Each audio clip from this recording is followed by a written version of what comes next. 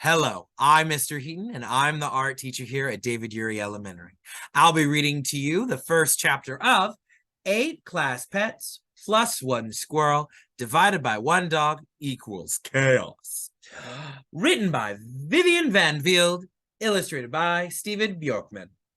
The illustrator is the one who draws the pictures. I hope you'll enjoy the words and the pictures throughout this book with me along the way.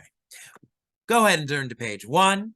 You'll know it's page 1 or chapter 1 because it has Twitch and a beautiful picture of a squirrel, person I'll be reading about. Being a squirrel is the best thing in the world. The next best thing in the world is living where I live, which is near school. School is where humans send their young to learn things. I don't know why. Squirrel mothers teach their own young. These are the things my squirrel mother taught me. How to climb, how to land when I jump or fall. How to find food, how to bury food, how to find food after I've buried it. How to look cute enough that humans will give me food so I don't have to find food, bury it, or find it again. How to get along with animals that don't eat squirrels. Not eating squirrels is something I admire in those I meet. And how to get away from animals that do eat squirrels. These are all valuable lessons for a squirrel. I'm not sure why humans can't teach their own young. A few of the children are all right at climbing, but most aren't good at finding food, and they're hopeless at burying food. A squirrel mother teaches her young all they need to know by the end of summer. But human children spend 5 years in school. 5 years is long enough for a squirrel to grow very, very old. So it's a good thing we're faster learners. And the humans aren't even truly finished after 5 years. I've heard them talking, and I know. Before they go to school, they go to kindergarten. And after they leave school, they'll go to some place called middle school. And after that, they go to high school? I haven't seen any of these other places, and I have no idea what kindergarten is, but by their names, I'm guessing middle school is halfway up, and high school must be at the very top of a very tall tree. I suppose that's the only way the humans will ever teach some of those young ones to climb. But middle school and the yards around it are a good place to live. It's fun to climb up the school building and to play on the playground equipment when the children aren't using it. There are also trees for climbing, and some of them are nut trees, and some are fruit trees. That's 2 of my big interests rolled up into one, climbing and eating. And the people who live there love squirrels. They're always buying toys and exercise equipment for us, and they set all things up around the feeder to make sure we notice them. It's a mini playground with a snack bar in the middle. Some of the toys are for twirling on, and there are ropes for shinnying up and climbing down, and balance beams to walk across, sometimes to make things extra challenging. For our benefit, the ropes and poles are greased up to make them slippery. It's very considerate of the people to give us these jungle gyms so we don't become fat and lazy. Like, for example, the groundhog. One day, I was exploring a new bird feeder in the yard next door to school.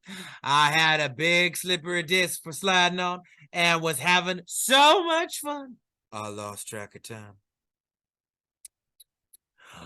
Then I realized that the air had turned cool and the shadows had grown long. Evening was a dangerous time of day because certain creatures who are not squirrels and who are not fat and lazy like groundhogs start thinking about dinner or breakfast. Some of them start thinking of a meal that involves squirrel. I looked up and there was an owl. She was flying straight at me, as though I was the main course on the snack bar. All I could do was start running in a zigzag pattern to try to confuse that owl. I didn't even notice the dog who was napping in the front yard. Now, It's easy to point a finger or a paw in blame, but I say, if that dog did want me running over his nose, he shouldn't have had it resting on the ground between his paws. But anyways, the next thing I knew, the dog was chasing me too.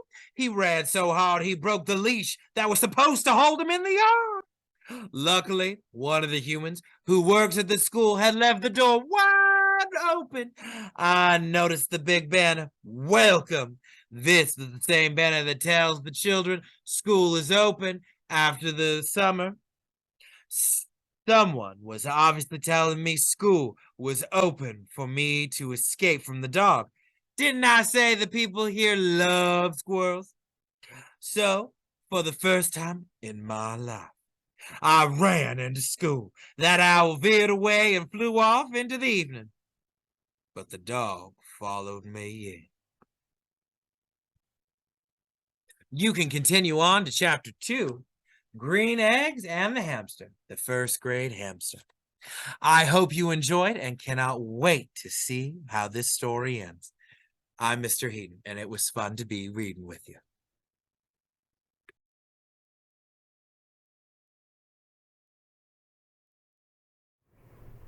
Hello, I'm Miss Pendleton, and I'm a first grade teacher. Today I'm going to read the chapter titled Green Eggs and Hamster, and we're starting on page 6. I am a hamster, and I live in Mrs. Duran's first grade classroom. Mrs. Duran named me after a famous book. She says that makes me a literary pet. Literary is the biggest word I know, but I don't know what it means. Mrs. Duran reads a lot of books to the first graders. The boys and girls talk about what happened in the story and tell if they liked it. Sometimes they write their own stories. I don't have a pencil to write stories, so I run around in my exercise wheel instead. Round, round, round I go. Sometimes I get so dizzy I forget things. Did I mention I'm a hamster? The children also do art projects. They color, they cut with scissors, they paste. Lately, they've been very excited about some project they're doing out in the hall. I have a project too, but it's inside my cage. Mrs. Duran gives me tissue and cardboard, and I rip them up with my teeth to make a nice and soft and cozy bed. Every morning, Mrs. Duran cleans out the bed I made the day before, along with my litter, and I get to start all over again on a brand new art project. Maybe that's what literary means. My favorite part of first grade, after snack time, is that the children and I have been learning about numbers and how to count. There are all sorts of things I can count. Number 1, I have 4 legs and 1 tail. 4 plus 1 equals 5, even though my tail is shorter than my legs. Number 2, there are 2 levels in my cage. Level 1 is the top level, which has my bed and my food bowl and my mirror for me to look in. Level 2 is the bottom level, which has my water bottle and my wheel. I also have a chew toy in the shape of an elephant. 2 levels plus 1 bed plus 1 food bowl plus 1 mirror plus 1 water bottle plus 1 wheel plus 1 elephant to chew on equals lots of things for green eggs and hamster to do. The ladder from downstairs to upstairs has 10 rungs. The ladder from upstairs to downstairs also has 10 rungs. This is because it is the same ladder. 1 ladder equals 1 ladder. Number 4, the number of special hamster treats I can fit into my cheek pouches at one time is 8. 8 special treats equals yummy. There is a squirrel named Twitch who lives outside. Twitch sometimes comes and sits on the window ledge to visit. Twitch is good at cramming birdseed into his cheeks, but he says bird seeds are too small to count. I think that Twitch is not very good at counting. I am too good a friend to tell him so. One day, after the children had gone home, after Mrs. Duran had gone home, after the custodian had swept the floor and turned off the lights, but before it got dark, I was busy counting the numbers on the wall clock. There are usually 12 numbers, unless I count them after I've gone around in my exercise wheel. Then there are a lot more numbers, and they move. This day, I had counted 17 numbers when Twitch came running into the room. Did I say Twitch is a squirrel? Help! Help! Twitch called. There's a dog chasing me. I didn't ask why a dog was chasing him. Sometimes details are important, but sometimes they're not. I got an idea, so I said, climb up on the bookshelves behind me and hide behind the dictionary. The dictionary is the biggest book in the room. Twitch was up there before I could say, wow, you're a good climber. And then the dog ran into the room. Attached to his collar was a long length of rope which dragged along behind him. Where's that no good squirrel? The dog barked at me. I scratched my ear and asked, did you check the room with the snake? There are 5 grades in this school, and Mrs. Shaughnessy's 5th grade, where the snake lives, equals the farthest room from Mrs. Duran's room. The dog growled. I smell that squirrel here. Are you sure you don't smell me? I asked. The squirrel and I are both rodents, and that makes us cousins. 1 squirrel plus 1 hamster equals 2 rodent cousins. The dog sniffed at my cage. Maybe, he said. Where's the room with the snake? 5th grade, I said, all the way down the hall. The dog left, his rope leash still trailing him. But just when Twitch started to come out from behind the dictionary, the custodian came in. Twitch ducked down again. I thought I heard a dog, the custodian said. He's gone to 5th grade, I said. But even though animals can understand people, most people aren't very good at understanding animals. The custodian looked around, scratched his head, and said, must be outside the building. Good. A dog in the school is the last thing I need with that art contest tomorrow. As soon as the custodian was gone, Twitch climbed back down the bookshelves. Thanks, cousin, he said. See you tomorrow.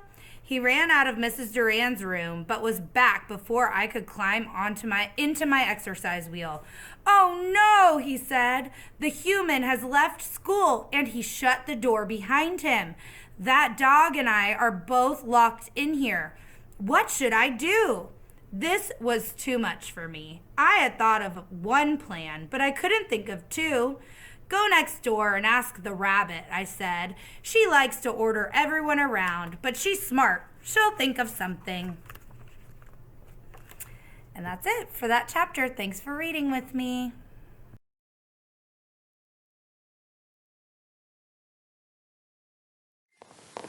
Hi, I'm Miss Simmons and I teach 2nd grade, and I'll be reading the chapter Miss Lucy Cottontail on page 12. It's not everybody that starts school in the 2nd grade. The children in Miss Walters' class went to 1st grade last year. They were in a different building in kindergarten the year before that. And most of them spent a year or 2 in nursery school. Not me. I came to 2nd grade straight from the pet shop. So that shows I'm the smartest one here. Well, maybe except for Miss Walters, but I'm not sure. Miss Walters never talks about being in 1st grade, so I think she may have skipped 1st grade too. But she does talk about last year's 2nd grade class. I'm smart enough to know that means Miss Walters was kept back. But I am polite enough not to mention it. I plan to finish 2nd grade in 1 year. In fact, I think maybe I will skip 3rd grade and go directly to 4th. Another way I know I'm the smartest one here is that Miss Walters tells the children their job is to learn. But she says that my job is to be cute and cuddly and not bite. Obviously, I have already learned everything there is to learn. Sometimes the children forget to latch my cage. I help them learn by running around the classroom and hiding under things. I leave a trail of little poops to help them find me. Once, I made it all the way across the hall to Mr. Daly's 3rd grade room. Mr. Daly has fish. The fish are in a tank, and the tank is on a cart with wheels. I don't think the fish are very smart at all. They never escape and hide under things. They just swim back and forth, back and forth. I held my long, good at hearing everything ears up against the glass to listen, but all they'd say was, "We're in a school, we're in a school." "I know," I said, "we all are." There's a squirrel who lives outside. Sometimes he comes to visit after Miss Walters and all the children have gone home. The squirrel sits on the windowsill and makes faces and says rude things like, "If you were really smart, the humans couldn't catch you." I don't let them catch me. I point out to him that I don't have to stay outside when it's cold or rainy, and that I don't have to find my own food. The squirrel says squirrels are smarter than rabbits. He says the kids on the playground sometimes call one another Dumb Bunny. Nobody, he says, ever calls another person Dumb Squirrel. I think the squirrel is making this up. I've never heard anybody say Dumb Bunny. One time, though, I heard one of the third graders call me Mr. Fuzzbutt instead of Miss Lucy Cottontail. This is one of the reasons I'd like to skip third grade, but I don't tell the squirrel that. Besides, this just shows how dumb that third grader was. He couldn't even read the sign over my cage. I'm surprised Miss Walters ever let him out of second grade. One day, after the children had spent most of the afternoon learning something that had to do with crayons and glitter sticks, I was taking an afternoon nap when I heard a dog barking. He sounded so close, it was as if he was in the building. But that couldn't be. Dogs don't go to regular school. They have their own school to go to because they aren't smart like rabbits or children. But the next thing I knew, in ran that squirrel. If dogs aren't smart enough to go to school with the rest of us, squirrels definitely aren't smart enough. They'd be kept back for, 3 years in a row and have to sit in the corner the whole time. "Help!" said the squirrel. "Go away," I said. "There's a dog chasing me," the squirrel said. I told him, "Then you shouldn't have done whatever it was you did to make him chase you." "I didn't do it on purpose," the squirrel said. I chewed at an itchy spot on my foot. If you were as smart as you think, these things wouldn't happen. The squirrel said, "I told Green Eggs and Hamster you were too stuck up to help me. I may be smart, but I am not stuck up." While I was still busy chewing, the dog ran by my room, never looking into the doorway. The end of the long rope that was attached to his collar bumped and went thwop against the walls. Across the hall, I could hear the dog barking at the hamster. There was no squirrel there with the snake. "You're hiding him." The squirrel was still standing there in front of my cage, shaking, too dumb to move. Apparently, I had to tell him everything. "Run now," I said, "while the dog is in the first grade. Go back out the way you came in." "The door is closed now." The squirrel's teeth were chattering from fright. "Please hide me." I felt sorry for him. "Go to the room to where the hamster is. There's a rat there." The rat has sometimes come to visit my second grade classroom. He's very good with his little hands, and he can open his own cage and doesn't need to wait for a child to forget to latch it. This doesn't make him smarter than me. He's just clever with his hands. "Sweetie," the squirrel said. "Cheeky thing, I beg your pardon," I snapped frostily. "The rat's name is Sweetie." "I knew that," I said. "Ask Sweetie to let you in. The dog won't be able to get at you if you're in a cage." I couldn't resist adding, "because sometimes in a cage is safer than outside." Yeah, the squirrel said, waving his tail at me as he turned and ran.